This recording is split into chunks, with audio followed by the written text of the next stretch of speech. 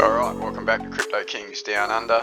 It's Arden here, and I'm going to run through the first of a few technical analysis strategies that you guys can use to improve your trading. So today's video is going to be talking about inefficiencies, and I'll show you how to draw those up. So we have the Bitcoin chart here on the daily, and basically this strategy, I'll turn off this VPVR. This strategy requires nothing other than the candles. So we clean the chart right up, and you might be thinking, how the hell am I going to figure out where the chart is going, where the Bitcoin price is going? And really this is what I guess comes under market makers strategy, trying to figure out where the market makers or the big money, the big whales, are going to push the price. So this strategy covers a couple of things called order blocks, which I'll go into in a further video, but it also covers inefficiency. So what's an inefficiency in price? Basically, an inefficiency in price is anywhere where there's been a big move, so a big rapid move in one direction or another, which in essence the theory says leaves a lot of people's longs and shorts basically unfilled. So let's imagine that the market maker, might be a big exchange or something, drops a whole bunch of Bitcoin, sells off a whole bunch of Bitcoin, and it drives the price down. Now what they will have is they will have orders up here that they need to move the price back up at a later date in order to close out those orders. So they've driven the price down basically to take out everyone's stop losses. Everyone that was going long had a stop loss here, here, here, here, here. They've driven the price all the way down, cleared all the order books, and now they're ready to make the price go in the opposite direction. So the way we draw these inefficiencies is basically we take a big move, so this candle, and we take the wick from the previous candle and the wick from the following candle, and then we just draw a box out. What you can see is this area, this box, is going to be a future price target. So what happens is sometimes the inefficiencies get filled at 50% of that box, and other times they'll get filled 100%. So let's say this box, for example, we went the halfway point somewhere there. Let's make this a bit bigger. Halfway point somewhere there. You can see price drove down, recovered quite quickly 5 days later, almost to the cent. It hit the halfway point.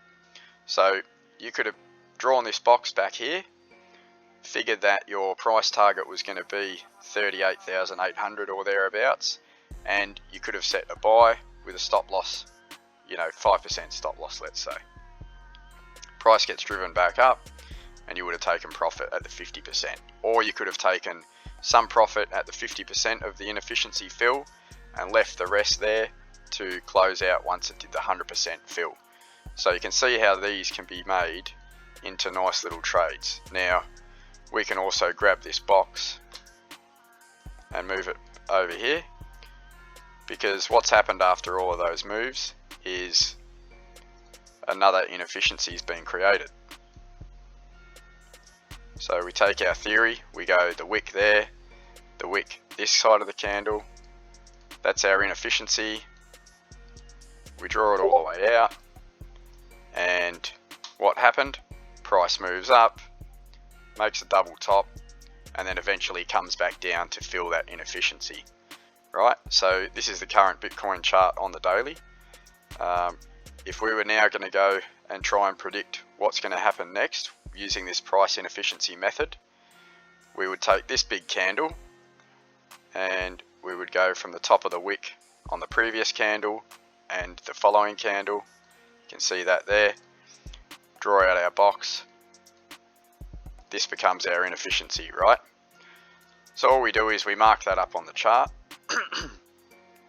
and we sit and wait, and we see if this comes to fruition or not. But looking at these previous examples, I dare say it will. what can happen though, we'll just have a look back here, is inefficiencies can take quite some time to fill. So if you did it for here, you can see this only really did a quarter fill and price kept going down. So if I was drawing my chart up, this one would stay there, okay? This is the only downfall to the method with the inefficiency and why you need to use other things like order blocks, which we'll cover in another video. But you can see how without using trend lines or anything else, or volume or anything, you can kind of get a bit of a picture of where price may go, and you can't necessarily predict when it'll go there, but you can draw these areas of interest, right? So these areas of interest for me, all I do then is go and put a trend line there, horizontal line there, one there, and then we can start predicting where price is going to move once we turn bullish, right? So key areas for me right now are going to be 40,950, 43,300 in the short term, 48,230 and 50,400. So let's see if we've got a brush tool.